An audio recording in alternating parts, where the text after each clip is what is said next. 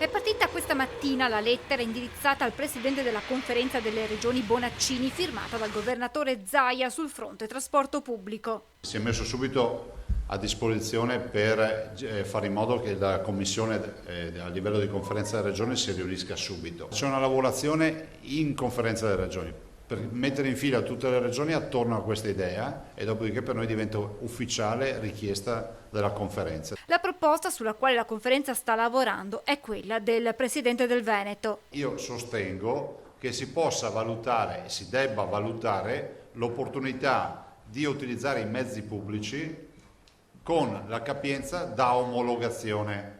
E con Bonaccini, Zaia ha in lavorazione un progetto che coinvolge anche il governatore Fedriga sulla promozione del turismo dell'Alto Adriatico. E in fatto di spostamenti, se sembra in via di risoluzione la vicenda con la Grecia, resta ancora da sciogliere il nodo dei confini con l'Austria. Austriaci che fondano un'associazione amici per chiedere, tra i quali anche molti parlamentari austriaci, per chiedere l'apertura verso l'Italia, e quindi è inevitabile che questo sia un bel segnale. Io spero che anche l'Austria si ravveda sulle ultime decisioni. La Regione invece è decisa a chiudere a breve il capitolo centri estivi per la fascia 0-3 anni. Noi apriremo, ci assumeremo la responsabilità degli 0-3, che non è una responsabilità da poco, diamo una risposta alle famiglie, ma che si sappia che da Roma non è arrivata la minima risposta. Io spero di chiudere questa partita entro venerdì. Ma in questa fase di riaperture sono fondamentali la prudenza e la responsabilità a cui il governatore fa appello, evidenziando che dopo giorni senza pazienti in entrata negli ospedali,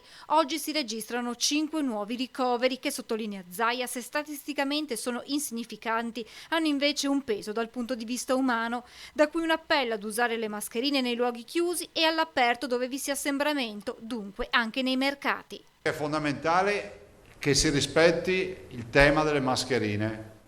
Mi spiace che ci sia qualcuno che teorizza, i complottisti ci sono dappertutto, che è tutta una farsa, che è tutta un'invenzione, e io direi che uno può anche iscriversi ufficialmente al complottismo, no? Però consegna alla sua sanità regionale il nome e cognome e magari si mette un warning che quando arriva in ospedale gli si chiede se è ancora complottista prima di curarlo, no?